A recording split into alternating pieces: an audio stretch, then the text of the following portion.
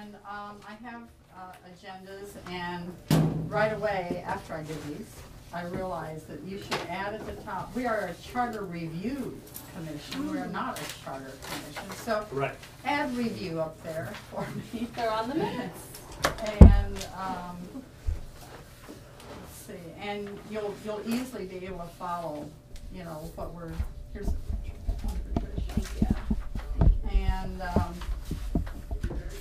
so what we're doing is, our pattern that we'll set for these first couple meetings of information gathering is to start with kind of our own business for the 10 minutes, just opening, and then we'll go into right away we have some guest speakers that'll be coming tonight. Jeff's the only one. Okay. And so right away I'd like us to have a review and acceptance of the minutes of the last meeting. Did you all get those? And I'll move approval. all right, any second? Thank you, Heidi. They're approved as written, and we will release those. You can post them that they're accepted, okay? For October, we're kind of running almost a month behind, so you're gonna feel some angst from me to push us a wee bit, just to catch up a little bit. So I want you to be considering that we might try to meet twice in October, contrary to what we had talked about, trying to meet once a month or something. We may set a pace of twice a month, just to make sure that we get done on time. And so, tentatively, and I'm not gonna make this official until I've finished setting up that, but tentatively, I'm going to try to hold the meeting that we set on as October 9th as our next meeting. We kind of agreed on that, and I'm trying to work with that, and I'll confirm all of that by next week. And so that you'll see that posted, and I'll send a confirmation to you. Is email okay with everybody? I'm sorry. Are you picking it up? Yeah. That's great. Okay. Are you getting ours? Yes, I got yours. Yes, thank you. And some of you are more silent than others. Some of you are. I tried to Since- reply. Change, date and I'm using a different one now. Since we're on the topic of email, if I may, just send this around one time, glance at it, make sure your information is correct. Mick corrected his, if you don't mind. Okay, that'd be great. That's good. Yeah. And the two different companies have been halfway sending my emails, and the one I fired is still working for me, and they're grabbing it. You know, it's just, yeah, I think it's organized. They love you. They don't want to lose you. Well, they don't like me. Right? Okay. And I need to have you update mine then. I guess mine was the only one Goober got. So you have a second date in mind? October 9th, Tuesday, October 9th. And then we may, depending on what we're doing, but we may be ready to try to move to a Saturday morning. We talked about daytime seems to be impossible during the week, but daytime, if we want to do that, Saturday mornings from like 9 to 11 max, 9 to 10:30 or 9 to 11, seems to be agreeable to everybody. That's fine. Mm-hmm. And so I think what we'll try to do is work in another Saturday. And I'm going to be out of town from the 12th until the 21st, kind of unexpectedly. And so we'd go after, what's the Saturday after the 21st? 27. 27? Mhm. Should be the 28th, if my math is right. The 21st is actually on Sunday. Sunday, yeah. Oh, That's right. Yeah, okay. So tentatively, the 8th? Did we say? 27th. 27th is on Saturday, yeah. So make that tentative. So in October, you October. said? Mhm, that would give us 2 meetings in October. Okay. And we're playing catch up here a little bit. And anybody else have any unexpected travel that you're doing this month? So that we try to work with you. I'm fine with those dates. Okay. You What time are you Could've thinking of picked it? some- Like 9 to 11, block off.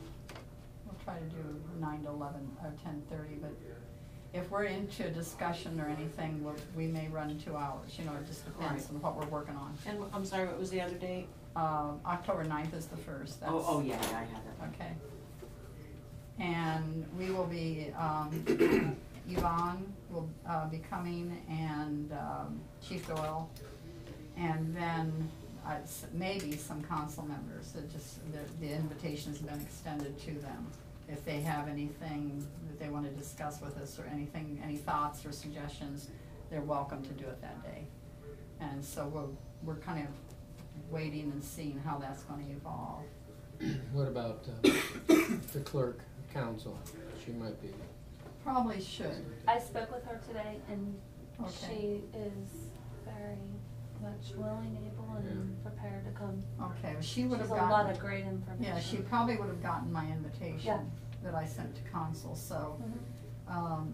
you know, and I don't want them to feel they have to come, but if I don't want them to be just dying to talk to us about something and not have an avenue to do it, you know, so, and then, once we get the information coming into us and have our lessons, you know, in these first meetings, then we'll start digging in and we'll get on a schedule about that, okay?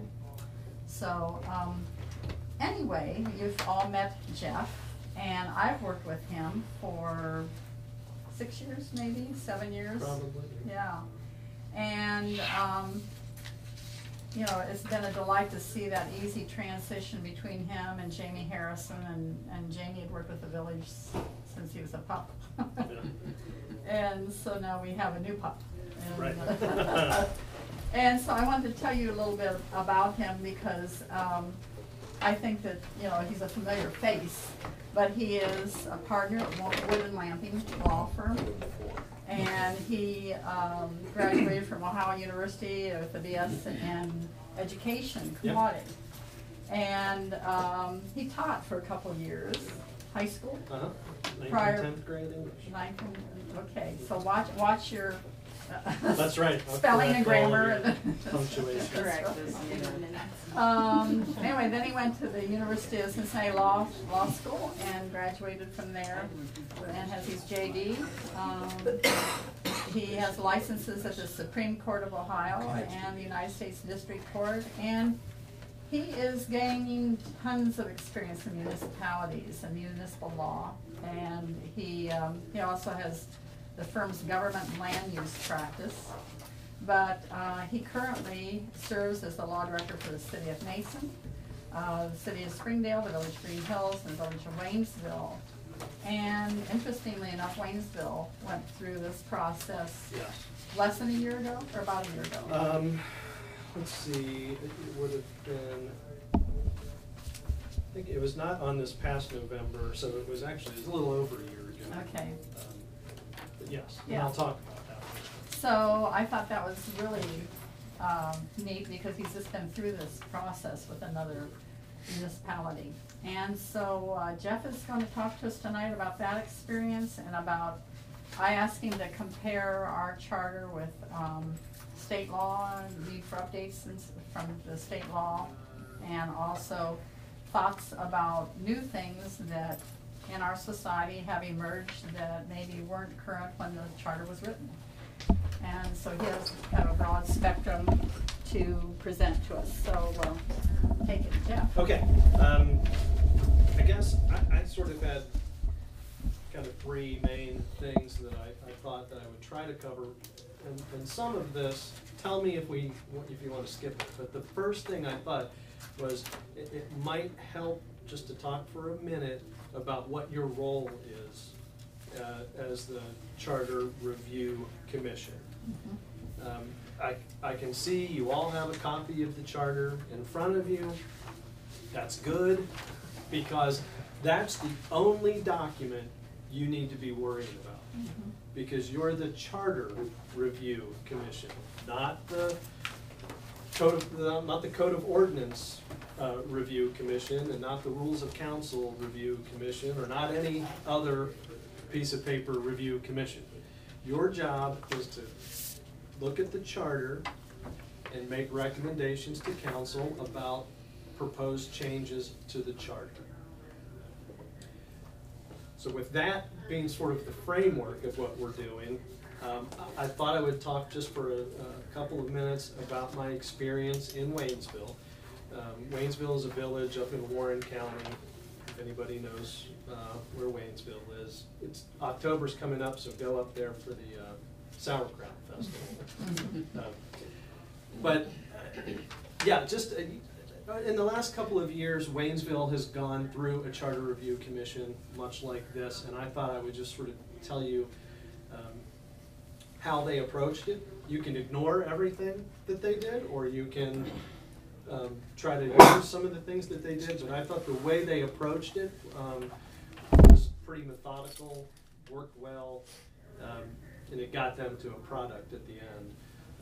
But I'll just tell you, in essence, what they did was they took the charter and they broke it up article by article, you know, and they said for our next meeting, we're only going to be talking about Article 1, or Article, you know, break it up however you want. But that's how they focused on it, because otherwise it becomes a pretty massive undertaking to say, let's all talk about everything I want to change in the charter. But if you focus, they just went article by article, and they said, so for our October meeting, look at sections, you know, this through this, and that's all they focused on. Yes, sir. Did they, a lot of times, just ignore it, but not ignore it, say it was okay and went right on to the next article? There were some, yeah, I mean, there were some sections where they said, that's fine. That's pretty standard language and no reason to change it. I guess one thing I would say is keep this in mind. Just because you're tasked with, you know, reviewing the charter doesn't mean you should feel like there's a need to change every single section in the charter. If there's a section in there that's fine like it is, that's okay. Nod your heads and say, does everybody agree there's, you know, nothing really to talk about here? Move on. Because you will find that there will be other sections that will have a lot to talk about, and you're probably better served focusing your time on those sections than some of the more, you know, kind of standard language things that there's not much to discuss. So that's what they did. They just went section by section, article by article, and they did a few things. They had what I call different classes of amendments. One thing that they did is they looked at things just to see, are there cleanup things that need to happen? And you know, they were, you don't have to, but they were very concerned that places where it said, you know, councilman should say councilperson. The he's should be he/she. So there was one class of changes that I think was what I call just sort of housekeeping things. Are there mistakes? Are there, you know, gender references or things like that? So that was one class of things they looked at. Then the other was more substantive changes. You know, should we change the way we do things, certain things? And then the other was more like administrative type changes where, for instance, if the charter said, here's something that the village manager oversees, you know, should we change that administratively and make that something that council oversees? Or so those were sort of how they looked at it. They went through section by section, and at the end of each article or each section, however they broke it up, they would compile a list of changes, of proposed changes. And then the way they did it was that for each one, basically, this, you know, the commission would sort of vote on it and say, now, is this something that we want to forward on to council? And if it didn't get a majority of the commission members, it fell off the list. And it wasn't something that then got forwarded on to council for consideration. You know, they did it piece by piece, and then what they ultimately did is they ended up with 3 ballot issues, because just so you also have a full understanding, whatever you recommend goes on to council. Then and the way your charter is, then council can either, you know, basically act on your recommendations, or they don't have to. The way, if you read what the charter says, is they hear your recommendations and they can say, okay, thank you very much. Bye. Goodbye. Yeah, that's that. or they can act on them. But by acting on them, what I mean is, anytime you change the charter, it has to go on the ballot. You can only change this charter by voter approval. What Waynesville did was they broke up their various amendments into those categories and said, now here are the housekeeping ones. They put them all on as one ballot issue, making various, councilman to council person changes. So that when people went to vote on it, it was, okay, I'm looking at this sort of collection of changes. They're all basically just housekeeping things. Okay. Then they had a second ballot issue that was administrative changes. All the administrative changes got lumped into one ballot issue. I will tell you, it failed because there were certain administrative things that some people didn't like, and that's what happens when you lump things together.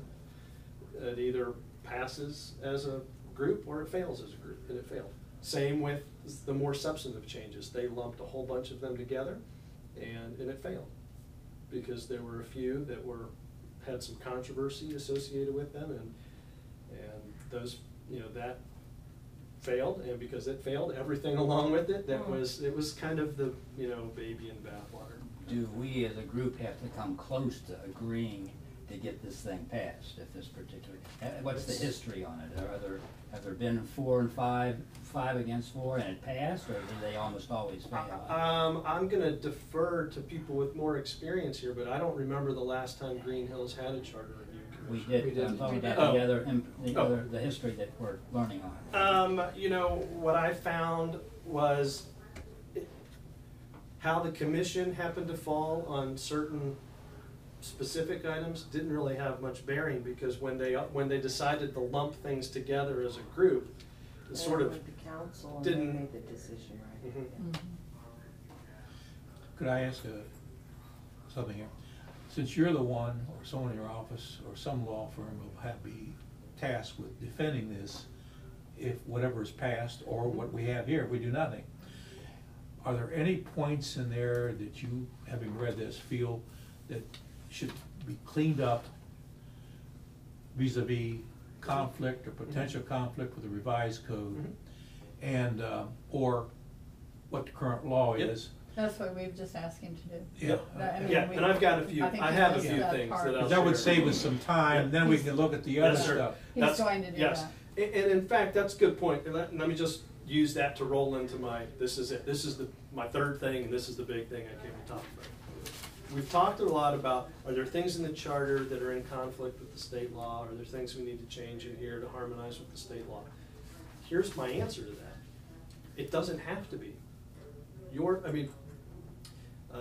I could give you a whole lecture, on home rule authority. I won't, but what it boils down to is this.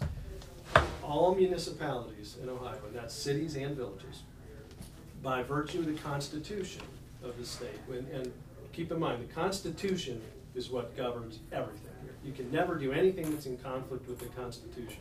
It's the Ohio Constitution. The Ohio Constitution. And it says that municipalities, that's cities and villages, have what they call home rule authority. Whether you have a charter or not, all municipalities have home rule authority. What that means is you are allowed to exercise powers that are meant to be exercised locally. We call those powers of local self-government. You also are under the Constitution, you're allowed to have local rules that are things we call police powers. Here's how I distinguish those two things. Powers of local self-government are all the rules about how the government works. Police powers are the things the government does that regulate how people can do things, or how people can use their property. Zoning codes, what's going on across there, is a good example of your police power. The municipality has what we call police power to regulate how people use their property. Yeah, Mike, I agree with Can that. I ask you not to do that? Okay, I'm sorry. He's gonna ask for questions at the end. Okay. And I'd like him just to keep I'll cut to going. the chase. Yeah. Here's and- my point. Yeah. Because the rest of us may need to hear things that you don't need to hear. Your charter is a place where you are allowed to have rules. You set your own local rules, And with certain exceptions, it's allowed to be different than the state law. If you're exercising powers of local self-government, it can be in conflict with the state law. If you're exercising police power, this is a little more narrow, if you're exercising police power, you are allowed to be in conflict with the state law as long as that state law is not what we call a law of general nature, that's meant to be uniformly enforced across the state.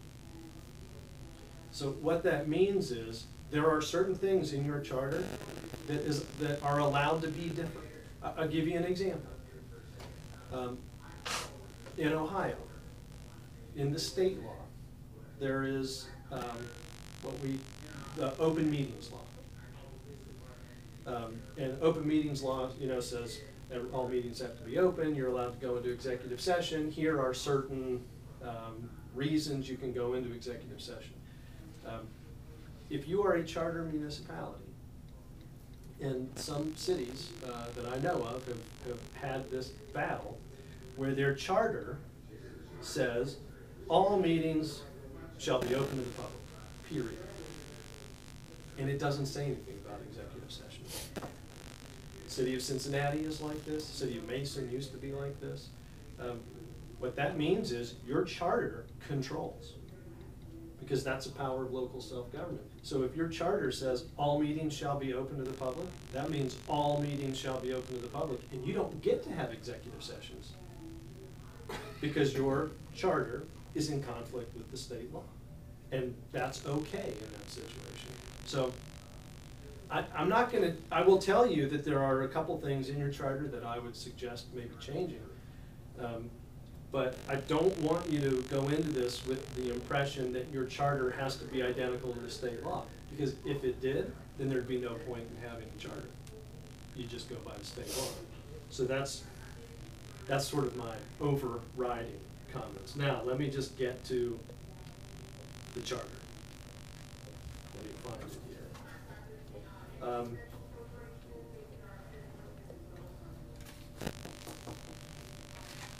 I'm working from the older version because I know it was amended in 2011, and I don't have a hard copy of that or an electronic copy of that, I should say, either one. But so I'm working from the old one, but it's the same. I mean, the comments I have aren't related to any of the things that changed in 2011. I mean, so let me just hit to it. Okay. For example, it's page 5 on mine, but it's probably not page What 5 section? on yours. Section 2.06, which governs ordinances and resolutions.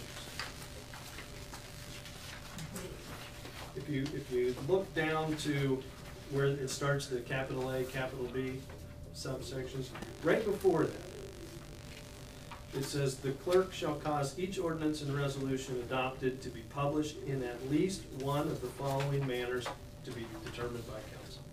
And it lists A, B, C. One of the things we talked about is as we are moving into, here I'm reading, by the way, I'm reading this chart from my iPad, right?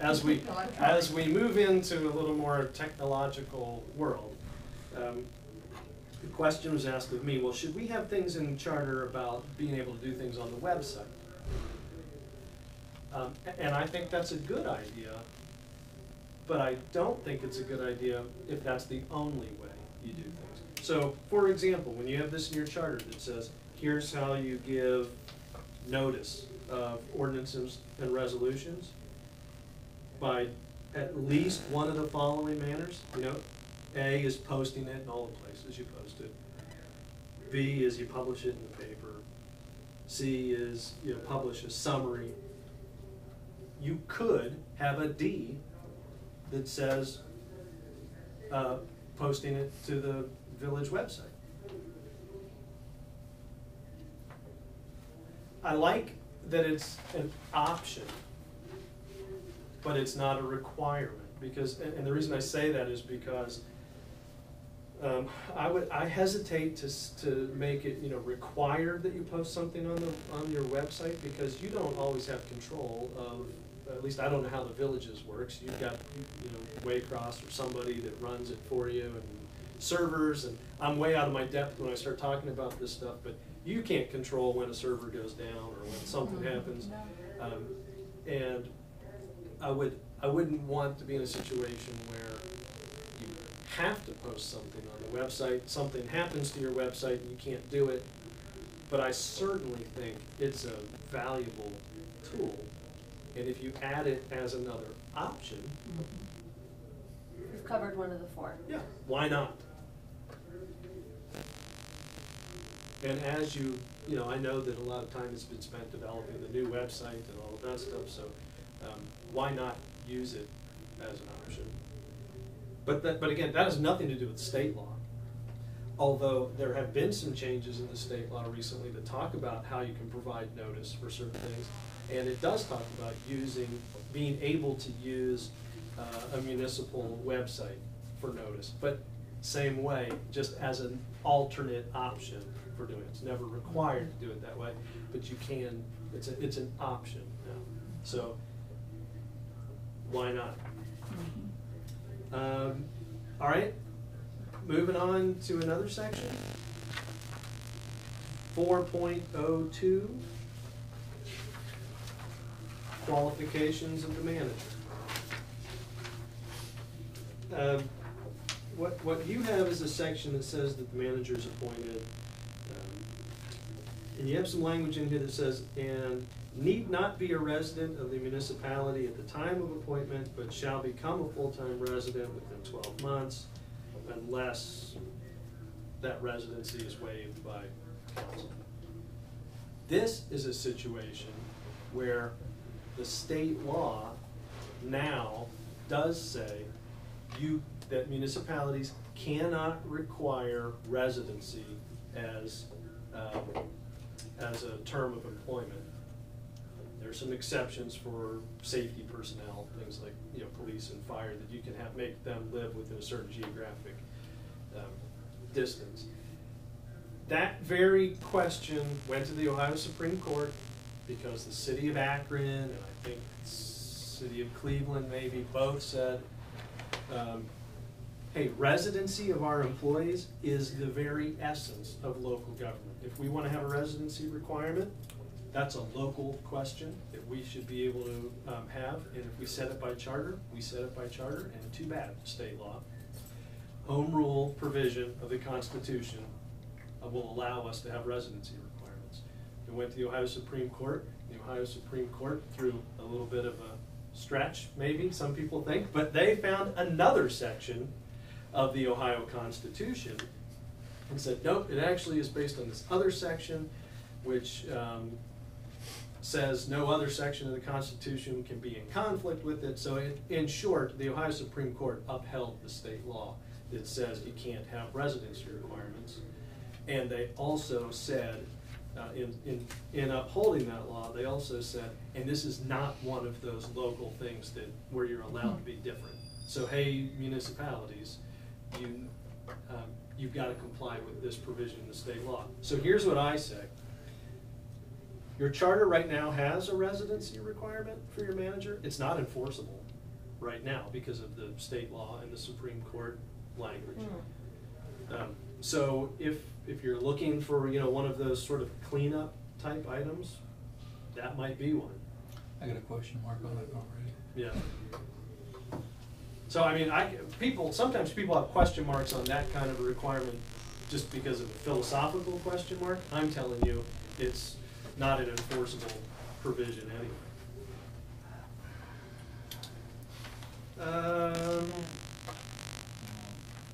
I will tell you that section is the only section that I highlighted in here that I think is not enforceable, and that is because it's in conflict with one of those general laws in the state.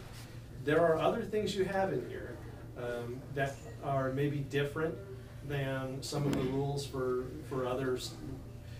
You're a charter village. If you didn't have a charter, you would be what we call a statutory village. Just means you're governed by the statutes of the state. So there are things you have in your charter that are different than the rules for statutory villages, but that's okay. They're allowed to be, and that's why we have the ability to have a charter for villages, so you can have differences. So that's the only section that I think is in conflict. It is unenforceable because of that conflict. The other thing that I had highlighted, I'm ignoring because that's the section that was changed in 2011, the section about the executive session stuff. Open Right, meeting. the open meeting stuff. That's what was I mean, I had that highlighted. It's already been reviewed. I'll tell you and I didn't highlight this at first, but I'm going to mention it.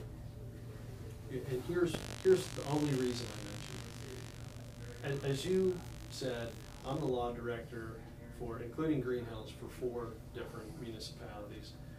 All 4 of them have charters. My other attorneys in my office represent other communities that also have charters.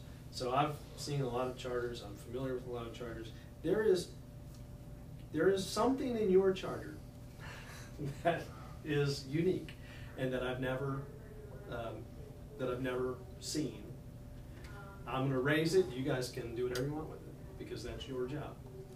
But it has to do with ordinances and resolutions and the vote needed for emergency legislation.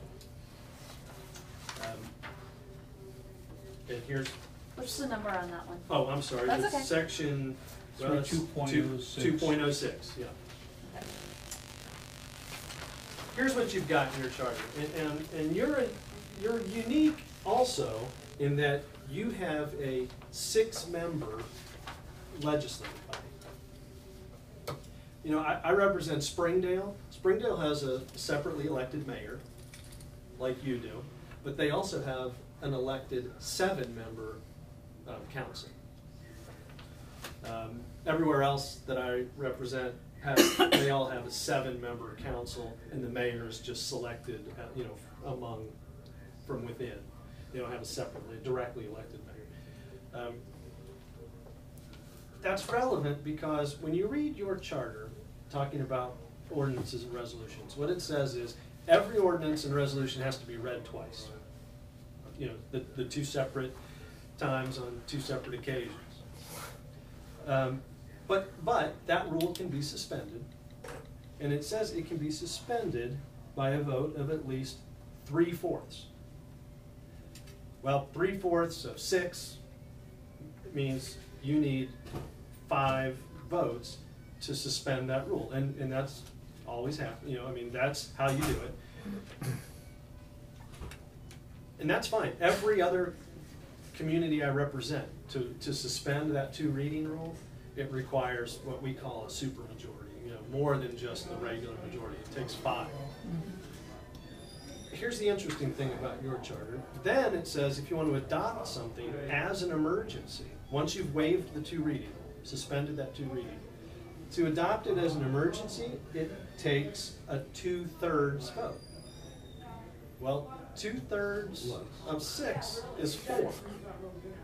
Well, it only takes 4 votes to adopt it without an emergency. Every other community I've ever worked with, to adopt something, it takes a majority, generally 4, but to adopt it as an emergency, it takes that extra 5th vote. You don't have that. So, and in fact, and I think you do say this, that if you fail to get that 2/3 majority for the emergency, then the emergency part fails, but you can still adopt it. Well, Would you recommend a 3/4 then? I just looked at my own notes and going through it about a week ago. I'm not actually going to recommend anything, but I want you to understand that It should be consistent. it's inconsistent in that it takes 5 votes to suspend suspend the 2 reading rule, which there are any number of valid reasons why you might need to adopt something after one reading. But then the next question is, then are we going to adopt it, or are we going to adopt it as an emergency? And those, all I will say is, everywhere else I've ever worked has generally taken more votes to adopt something as an emergency than it would to just adopt it normally. And that only makes sense when you read the rest of that language that says, if you fail to get the necessary vote for an emergency, you can still adopt it. It just doesn't take effect for 30 days. That doesn't really work, because it's still, your charter says, in essence, it takes 4 votes to adopt it as an emergency. It still takes 4 votes to adopt it As a non-emergency. as a non-emergency. So, yeah, maybe that's sort of some internal inconsistency. And I will tell you, it was only in the last couple of years, really, that some folks realized, I mean, I think for the longest time, people thought it took 5 votes to adopt as an emergency. It takes 5 votes to suspend the rules for 2 readings, but it only takes 4 to adopt it as an emergency. And I think a lot of people assumed it took 5, but it doesn't. Okay. So something for you to think about. Okay. That's come up recently. Okay. You know, really, those are the only comments that I had where I've seen that you're different than a lot of other places. You know, the one place where you are in conflict with the general law in the state. There are other things in here that are unique to Greenhills, but you need to understand that's perfectly acceptable to have things in your charter that are unique to Greenhills, because that's what makes communities unique. So that's it. What I would kind of, in closing, here's how I want you to think of this. You've got the Ohio Constitution, right, that governs everything. And if you just sort of, I'm very fancy here. We wish you had a board to draw on. That's all right. Yeah. You got your Ohio Constitution, and that is like the governing document. Everything has to comply with that. And then under that, you have state law. Then, the way you should think of your charter is almost like your own little local constitution. You know, you got the Constitution that sets the general rules for the state, and then the state lawmakers get to make their rules consistent with that Constitution. You get to have your own charter. Can't be in conflict with the Constitution, but think of it like it's your governing body. It's your governing document. Because it fits our little town. Yes. Mhm. Which is the whole concept of home rule, you know, that certain things are meant to be done at the local level. And you're allowed to adopt these charters in the first place so that you can set the ground rules for how things are going to happen. The only other thing I would say is, and it's related to that, is keep in mind that your charter is supposed to be that sort of broad, you know, it sets the general rules. What you'll see if you've gone through the charter is a lot of times it will say things like, here's how it works, and as set forth by the ordinances of council. This is the general guidelines. Then the council adopts ordinances that are the specific laws, specific rules. Too often, I think people, when they get an idea of something they think is a good idea, and they usually are good ideas, they say, let's get it in the charter. The charter is not necessarily the place for every rule or every law that you think is good for your community. It's a very broad-based thing. And I'll give you one example. Another city I represent, they have a charter that says, they have an income tax. And their charter says you can't raise the income tax without going to the voters. That's fine. Then they, a few years back, decided, in that city in particular, did not have any provision that was like a reciprocity credit, you know, like if you lived in that city but you worked somewhere else and you paid income tax somewhere else, you still had to pay the income tax in this city. There was no credit. So they decided there should be a credit. But they wanted to phase it in, you know, like next year there'll be a credit, but it's only 25% credit, then 50, 75, and 100. Well, they put that in their charter. They have a charter amendment which passed, which now sets forth the reciprocity, you know, that's available for income tax. Had anyone asked me at the time, I would have said, you know, that's really something that's probably more appropriate for your income tax ordinance. Your charter says we're going to have an income tax, and you can't change the 1% without going to the voters. That's an appropriate charter provision. And if you want to have specific rules about your income tax, that goes in the ordinance. So I would just sort of caution you, you may have a lot of great ideas for the village. Doesn't mean they go in the charter. There's a lot of, you know, sometimes a more appropriate place for them to be. Give us a rule of thumb, if you can, where we know we're getting into too much minutia. You know, where's that ceiling that don't go down lower, you know? Well, it's hard to do Yeah. that. But what I would say is, look at your charter now, and you'll see a number of places in your charter that say, here's a general rule, but it will specifically say, or as more defined by ordinance of city council.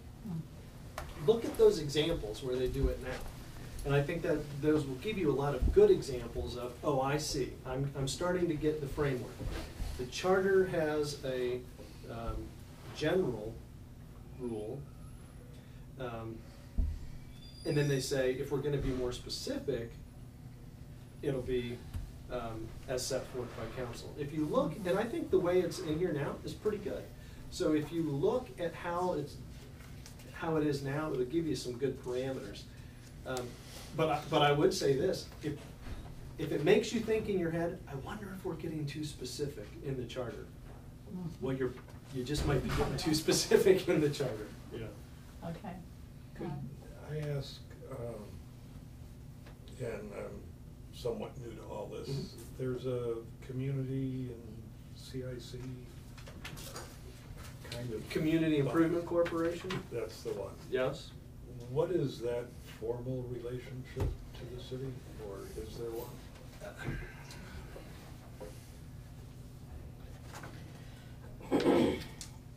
CICs, Community Improvement Corporations, or CICs, are authorized by statute. The Ohio Revised Code says there can be these nonprofit corporations called Community Improvement Corporations. And they are started or generally created by local governments. Cities, villages, townships can do it too.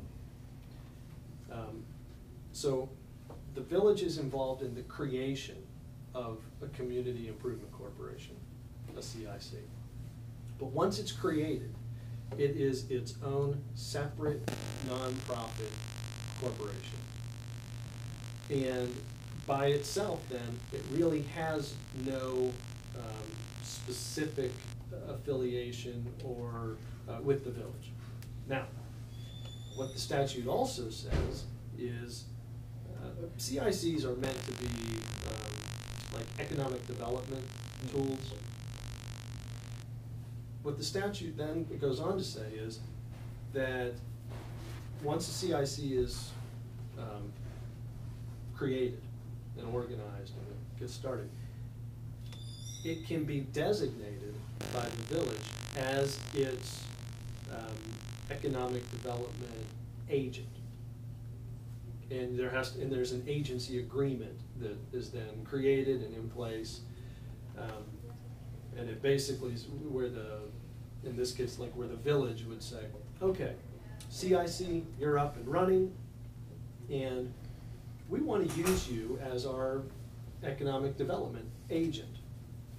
So you do an agency agreement, and what the statute says is, if a CIC is designated as the agency of the municipality, then it's bound by the same kind of sunshine laws like a public, like the villages.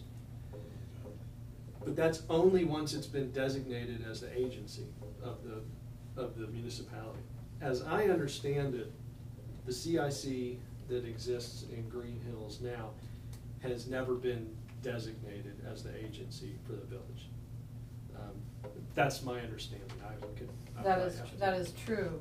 When Jane Berry was here, she was in the process of creating a second one that would have been an agent. That would have been, okay. An agency of the village, because the dream at that time was to try to acquire the shopping center and work through the CIC.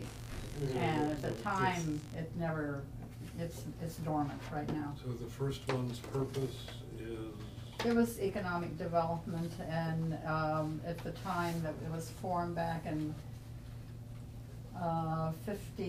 97? Actually, back in the 80s, originally. Well, originally, and then we modified it. reactivated it. Because I think they changed the state law or something. Yeah. As I understand it, the purpose of that one, what I call We call it the little one. The little one. The little CIC. is for economic development, but really, I mean, they run. It's for projects, so like the concerts, we run the Right, that's what- concerts that's what- through the that. It's a concerts. flow through concerts, the gazebo came through that, I think. Christmas light up. The Christmas light up. Right. It's little projects More like a that, community event. that So we get donations for it. It's not from the general fund, it's, that's how that operates. Like more of a little community type of thing, Self-perpetuating. or Yeah. government, or. Yeah, as self-operating board, the members, let's see, how were we originally appointed? Well, I was chairing the economic development, or the community development, and I was continuously pushing on you to do this and do that and so on. And so you finally said, look, we need to kind of establish a vehicle for you to have some leeway to do these projects in, because we did the street municipal signs and stuff. And we did the 50th anniversary. 50th anniversary, that was probably the driving force that created it in the first place, but it became kind of a short term usually, except the concerts now they're short term per season. But it's the only thing that, everything else was kind of completed, and then we move on to something else. And so There's gotta be some board of directors. There yes, is, we have a yes. board. Um, I'm president of the board. Of the When it CIC. was- Is that a self-perpetuating kind of thing? Yeah. I Yeah, mean, when it's created, yeah. the initial directors are appointed with the creation of it, but then, because it's its own separate nonprofit corporation, it has its own articles of incorporation and bylaws and all that stuff, and then it functions under its own rules. Does it have to be renewed every 3 years or It's- refile it it's- or whatever? It's subject Yearly to all the filing. same Yeah. rules as any other nonprofit, and I don't know what the timing is, but yes, they have to file their articles of continued existence or whatever that form is with the Secretary of State, yeah.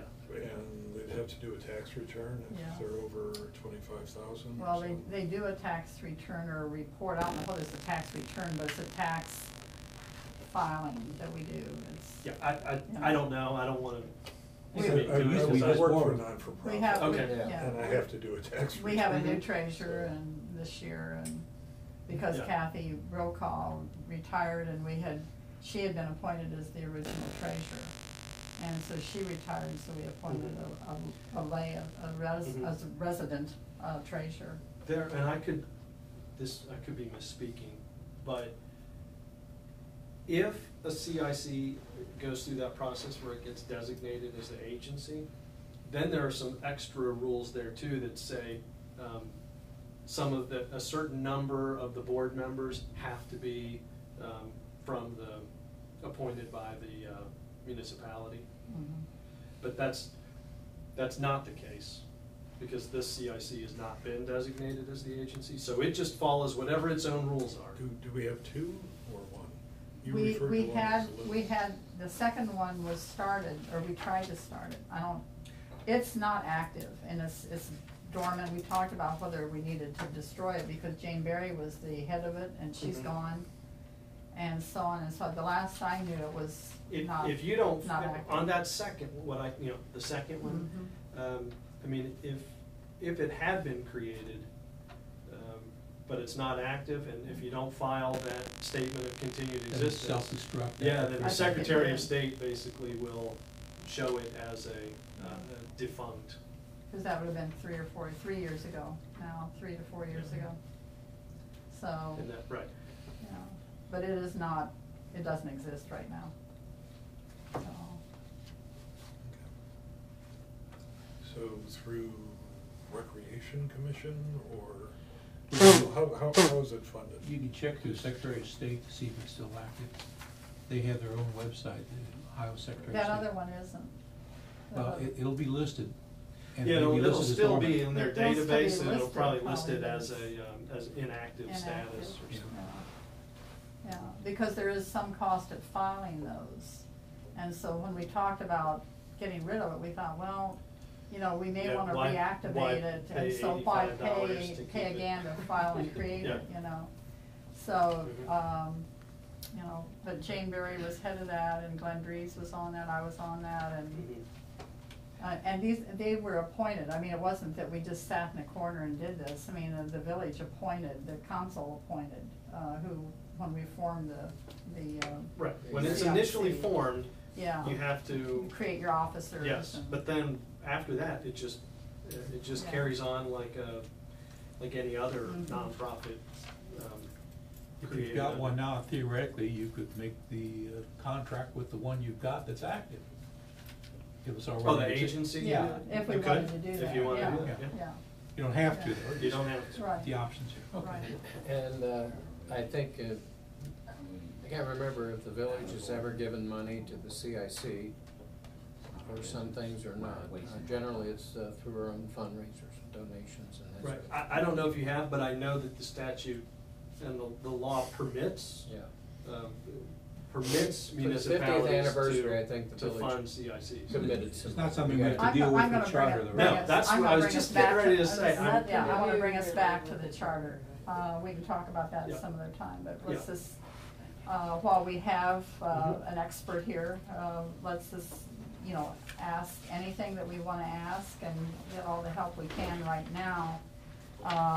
And what we're wanting to do is get broad suggestions, you know, good guidance right now without, getting into discussions about any one piece of this. You know, we don't wanna get way ahead of ourselves, but, so. Is it common to sometimes just throw something out of your, I'm thinking of something in ours, I mean, just. Oh, just to delete it? Just delete it. Do they do that on occasion? Is there Sure. something wrong with that? Or is it, No. because we have no clerk of courts anymore, do we? There's no work Yeah. for Yeah, we do have a Yeah. clerk of clerk of courts, court? yeah. Mhm. I don't see it here, so it must be part of, not. Yeah, who is that? Cause I looked online today and I Georgia couldn't- Cunningham is, It's isn't she? further back. I've got clerk of courts on page There's a- We have clerk of 14. council. There's a clerk of council courts. and a clerk of courts. And who's Yeah. clerk They're of both council? Clerk of council is Kathy Kathy Lives. Lives, and you probably will meet her, we'll probably have her come. 5.03 and 5.04. Exactly. But it's a fair question, Yeah. and I will tell you, for example, with Waynesville, that was one of the things they did. They have certain things in their charter, and then as they looked at how they actually operated, they said, oh, we don't even have that Mhm. person or that thing. So they decided we don't need that in our charter anymore. Mhm. We know why mayor's court. that's what- Is that one of the things that passed, or